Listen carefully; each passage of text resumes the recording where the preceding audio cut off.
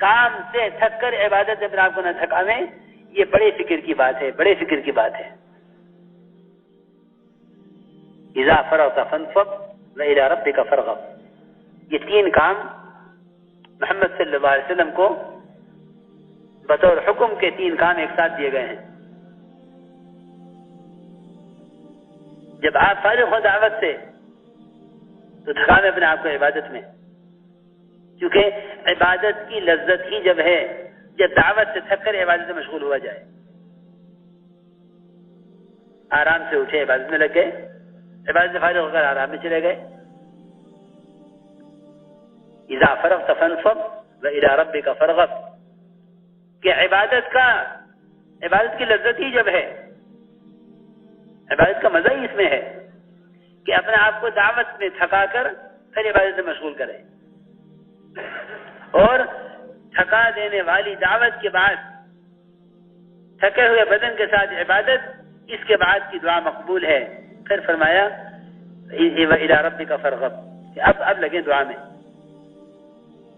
یہاں بیان کے بعد آرام ہوتا ہے۔ مولانا صاحب بارے میں سنا ہے کہ حضرت بیان کے بعد ذکر کرتے تھے۔ کسی نے کہا حضرت ابھی تو، بلکہ حکیم صاحب نے منع کیا کہ بیان کر کے آئے ہیں، اب فرمایا کہ اللہ کے ذکر کی لذت تو اللہ کی بڑائی کو بولنے کے بعد ہی حاصل ہوتی ہے۔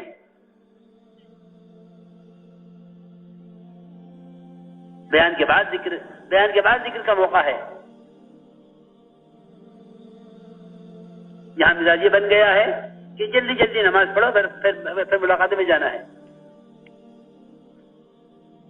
اور اللہ مجھے معاف فرماوے، جماعت کی نماز میں بھی سستی پیدا ہو رہی ہے۔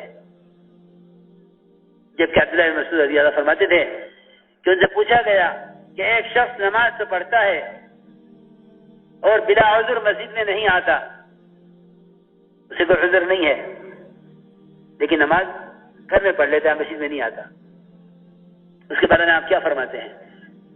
یہ فرمایا عبداللہ بن مسعود رضی اللہ عنہ نے کہ وہ شخص جہنمی ہے، وہ شخص جہنمی ہے جو نماز تو پڑھتا ہے لیکن مسجد میں نہیں آتا۔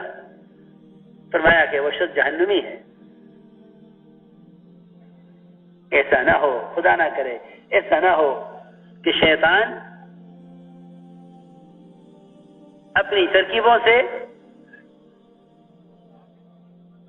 ترکیبوں سے شیطان کہیں اس سدراج پر ڈال دے کہ ہم یہاں انہیں دیکھو عبادت میں لگے ہوئے ہیں،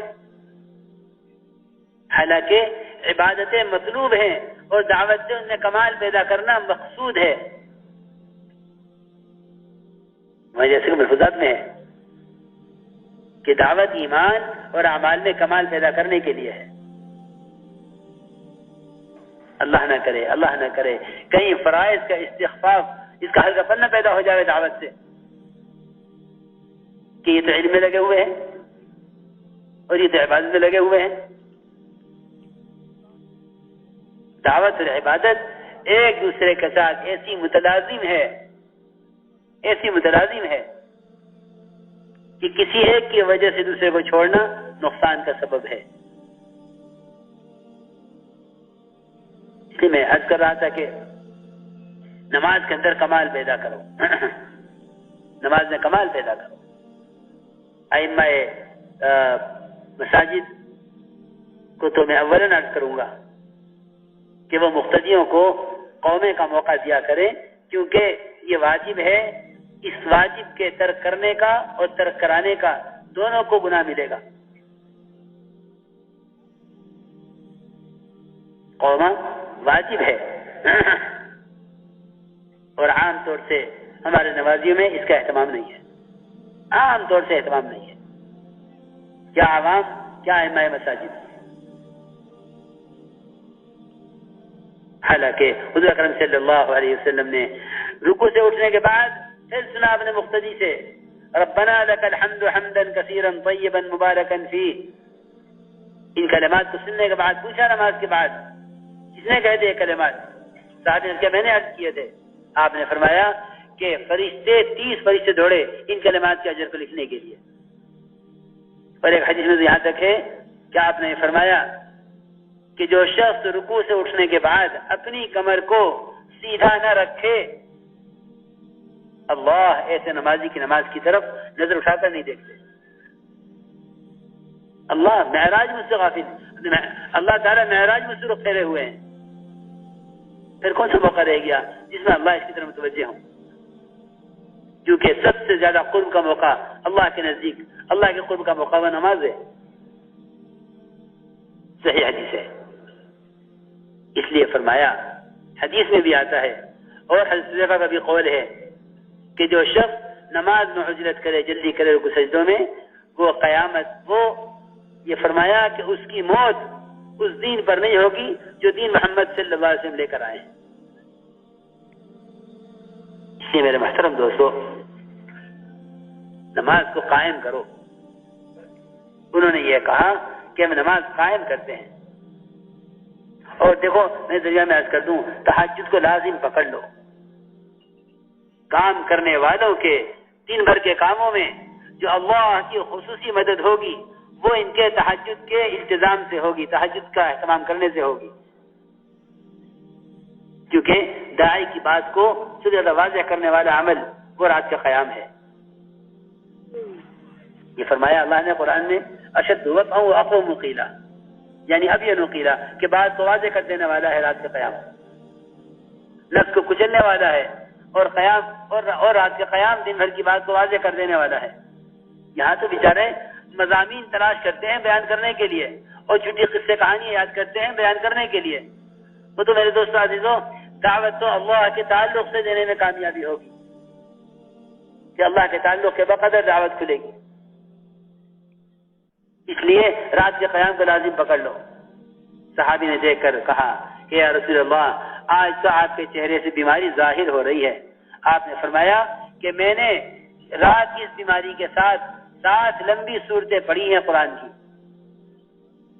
7 طول لمبی صورتیں، 7 صورتیں لمبی، وہ میں نے اس بیماری کے ساتھ رات پڑھی ہیں، رات کے قیام میں،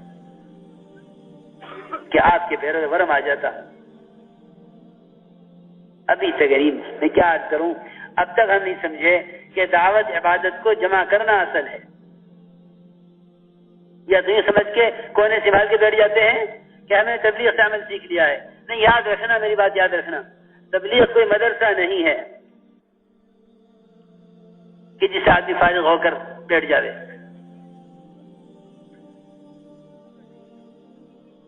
تو حضرت میں نے شروع میں عرض کر دیا تھا اس کا خط کا حوالہ دے کر، کیا سمجھتے تھے کہ اللہ کے راستے کا خروج یہ صرف تعلیم کے لیے نہیں ہے کہ پڑھ کر فارغ ہو جاوے اس سے، بلکہ دعوت عبادت کو جمع اس لیے کرنا ہے تاکہ دعوت اعمال کے اندر کمال پیدا ہوتا رہے۔ اسی لیے فرمایا اللہ نے قرآن میں کہ اس سے اچھا دین ہو کس کا سکتا ہے جو دعوت عبادت جو دونوں کو اکٹھا جمع رکھے۔ اللہ نے قرآن میں اسی لیے فرمایا ہے وَمَنْ أَحْسَنُ قَوْلًا مِّمَّنْ دَعَا إِلَى اللَّهِ، کہ اس سے اچھا دین ہو کس کا سکتا ہے جو دعوت عبادت دونوں کو اکٹھا جمع کر لے۔